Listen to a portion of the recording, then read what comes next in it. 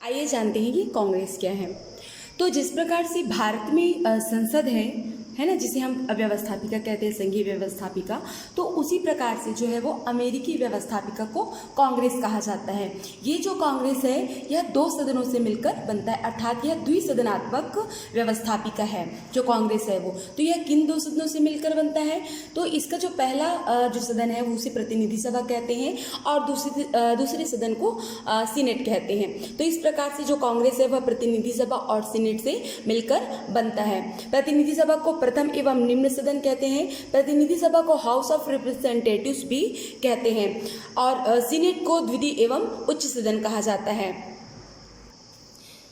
प्रतिनिधि सभा के संगठन एवं संरचना के बारे में हम बात करेंगे।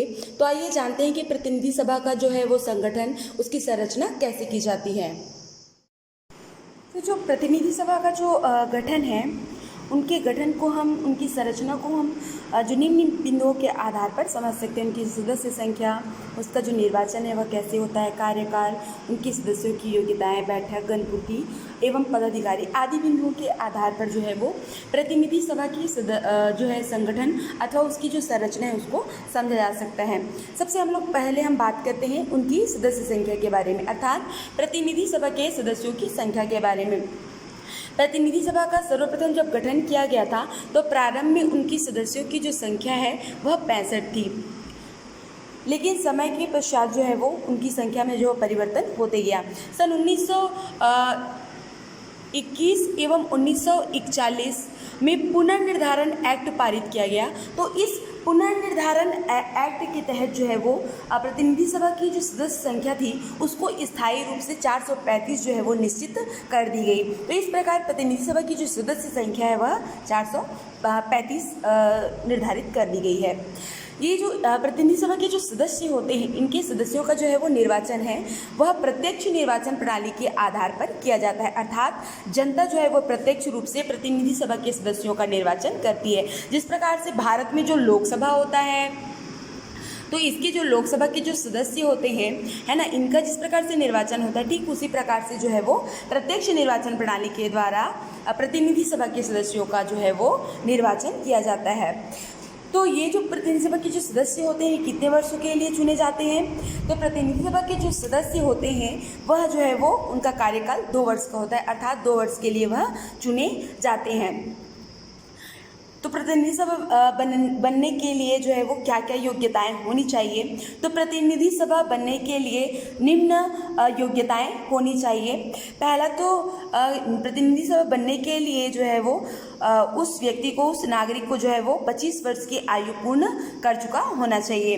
दूसरा महत्वपूर्ण योग्यता इसमें है कि वह व्यक्ति जो है वह 7 वर्ष, कम से कम जो है वो 7 वर्ष संयुक्त राज्य अमेरिका का क्या हो, नागरिक हो। तो इसके संदर्भ में प्रतिनिधि सभा के सदस्य बनने की संदर्भ में हम बात करें तो जन्मजात जो है वो जन्मजात नागरिकता की कोई आवश्यकता नहीं है। यदि आपने 7 वर्ष भी संयुक्त राज्य अमेरिका में नागरिक के रूप में आपने बिताए हैं तो आप प्रतिनिधि सभा के सदस्य बन सकते हैं। इसके साथ ही सैनिक एवं किसी भी लाभ के पद पर उस व्यक्ति को नहीं होना चाहिए जो प्रतिनिधि सभा का सदस्य बनना चाहता है। इसके साथ ही उसमें ये भी योग्यता होनी चाहिए कि वह संबंधित क्षेत्र का, उस जो राज्य का जो है वो क्या हो, निवासी हो, जहाँ से वो क्या करना चाहता है, प्रतिनिधि सभा का चुनाव लड़ना चाहता है।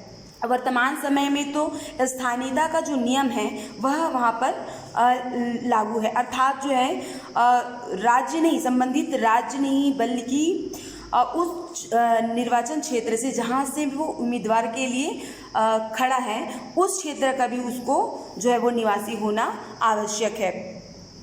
इसके साथ प्रतिनिधि सभा की जो बैठकें अथवा जो अधिवेशन है वह 3 जनवरी से जो है वो जुलाई के अंत तक जो है वो चलता है। इसका यह अर्थ नहीं है कि केवल 3 जनवरी से जुलाई तक ही जो अधिवेशन प्रतिनिधि सभा के होंगे। इसके साथ ही यदि कोई विपरीत परिस्थिति या युद्धकाल की जब परिस्थिति है तो उन परिस्थितियों में इस अधिवेशन की अवधि को जो है वो बढ़ाया जा सकता है। इसी के साथ यदि राष्ट्रपति किसी विशिष्ट उद्देश्य के लिए जो है यदि जो है वो अधिवेशन बुलाना चाहते हैं तो वह दोनों सदनों का विशेष अधिवेशन भी बुला सकते हैं। इनके अधिवेशन के लिए जो गणपूर्ति अर्थात जिसे हम कोरम कहते हैं, मतलब न्यूनतम सदस्यों की जो संख्या है बैठक के लिए, वो बहुमत के आधार पर निर्धारित की जाती है। जो संख्या होगी, सदस्य संख्या होगी उस समय में, उस समय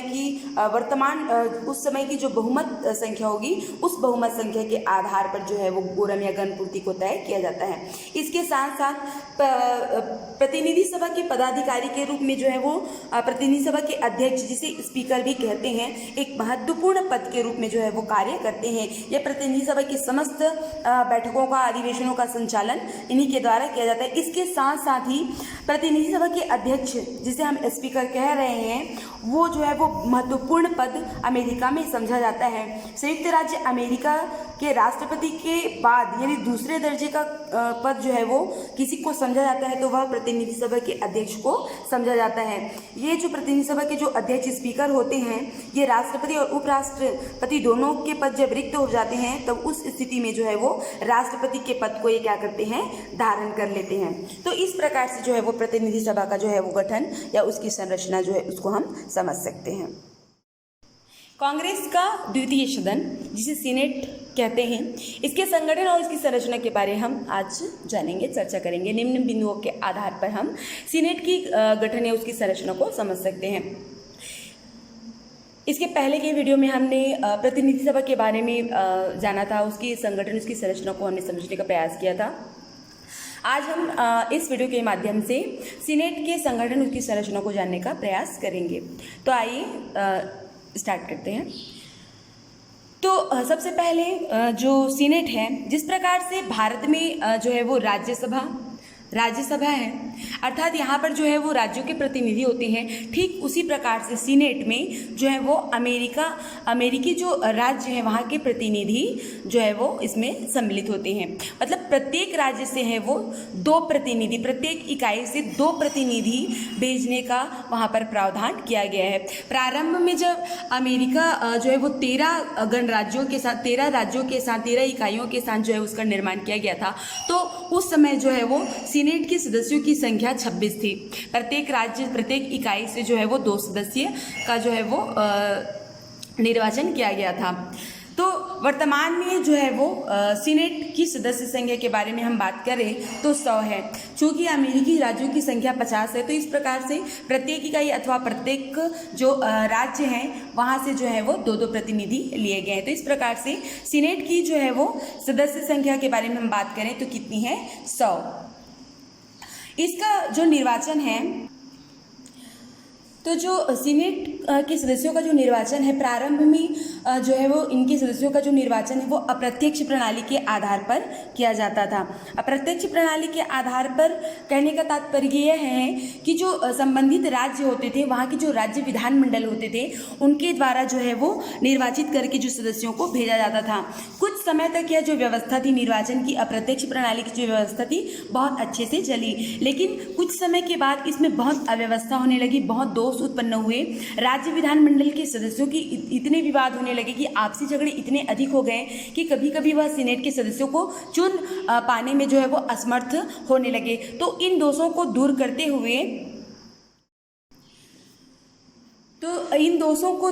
हुए सन 1912 में 17वां जब संशोधन हुआ, 17वां संविधान संशोधन अमेरिका में हुआ, उस संशोधन में जो है वो प्रत्यक्ष निर्वाचन की व्यवस्था सीनेट के सदस्यों के लिए निर्धारित की गई, जो 1913 में जो है वो लागू या पारित किया गया। तो इसके बाद से जो है वो सीनेट के सदस्यों का जो निर्वाचन है वो प्रत्यक्ष प्रणाली के आधार पर किया जाता है, अर्थात इसके जो सदस्य हैं वो भी जनता के द्वारा प्रत्यक्ष रूप से चुने जाते हैं। सीनेट के सदस्यों का जो कार्यकाल है वो ठीक राज्यसभा के सदस्यों के कार्यकाल के अनुरूप ही है, अर्थात 6 वर्ष के लिए जो है वो सीनेट का जो गठन, इसे स्थायी सदन भी कहा जाता है।